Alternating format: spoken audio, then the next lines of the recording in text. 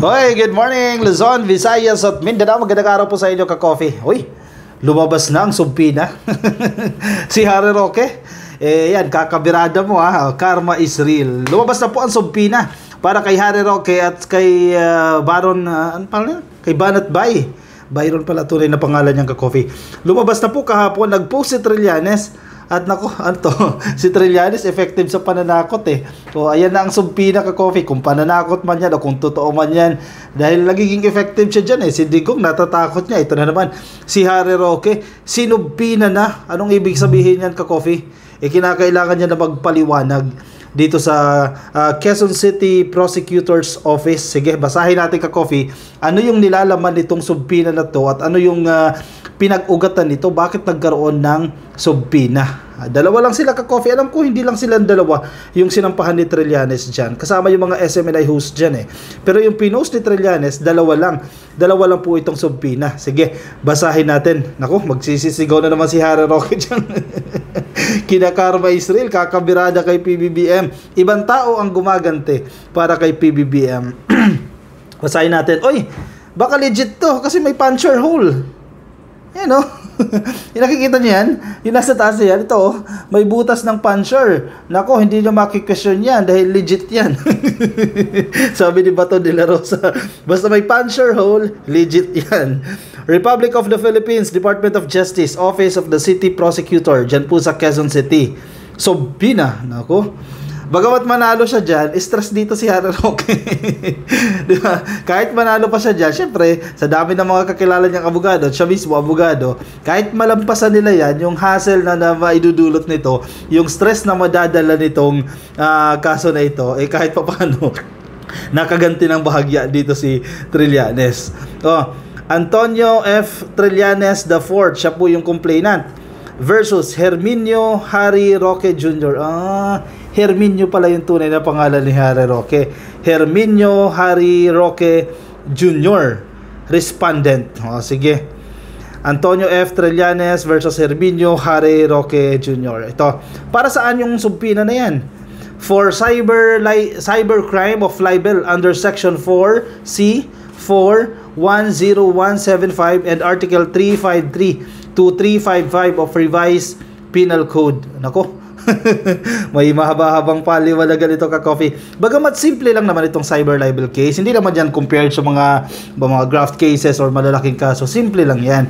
Pero yung stress na idudulot nito, yun eh. Ayan kakabirada kay PBBM, nakaganti na ang mga loyalista ng bahagya.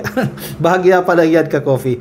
Ito naman, yung isang sumpina. Basahin naman natin. Medyo malabo kasi tinakpan ni Trillanes yung ilang portions doon ng sumpina. Ganoon din po ang nag-issue Office of the City Prosecutor din po sa Quezon City.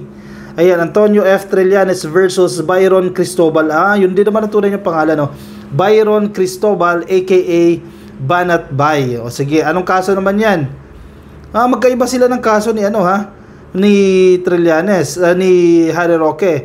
For cybercrime of libel under Section 4C4 in relation to Section 6 of RA number 10175 and Article 353 to 355 of the RPC Act number 3815 as amended by RA number 1095. Wala, parehas lang, pero bakit ganoon? Magkaiba ng magkaiba ng presentation. Quezon City, bakit magkaiba ng format? At yung isa may butas, yung isa wala. Anyway, hindi ko alam kung totoo to. Again, hindi naman natin validation itong butas ng puncher. Kasi tingnan ninyo, yan yung kay Harry Roque, may butas ng puncher yan. Pero titingnan mo yung taas, magkaiba ng format yan. Diba, tingnan nyo yung nasa taas. Obserbahan ninyo walang guhit. Lipat natin dito kay Banat Bay. Iba naman yung format. Tingnan mo. Quezon City may guhit tapos walang butas ng puncher. Bakit walang butas ng puncher? Anyway, hindi ko alam kung alin ang valid dito, alin ang hindi totoo dito. Kasi yung presentation din ng yung format din ng kaso, magkaiba ng magkaiba ng sentences ba? 'Di ba? Supposedly isang korte yung nag-release, Quezon City Prosecutor's Office. dapat iisa lang. Anyway, hindi ko alam kung alin ang totoo dito. Antayin natin ka-coffee dahil si Trillanes lang yan. Pwede din kasi nang iinis itong si Trillanes eh. Pero ano pa man yan, nang iinis man siya o totoo man yan, nakaganti bahagya dito sa mga taong ito. O siya, ano pinagmumulan nito? Ano tong pinanggagalingan nito? Kasi nung May 14 ka-coffee, napabalita ito. Yung pagsasampa ni Trillanes ng kaso laban dito kay Harry Roque, laban sa mga SMNI host at sa mga pro-Duterte vloggers. Sige, basahin muna natin ha. Former Senator Antonio Trillanes IV on Tuesday filed libel and cyber libel charges against former presidential spokesman Harry Roque, pro-Duterte vloggers and hosts of SMNI o Sunshine Media Network over persistent attacks and fake news. Yun naman pinag-uugatan yan.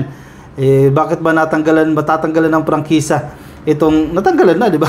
ng prangkisa itong SMNI dahil din sa fake news. So yan din ang dahilan kung bakit nag-file ng cyber libel itong si Trillanes.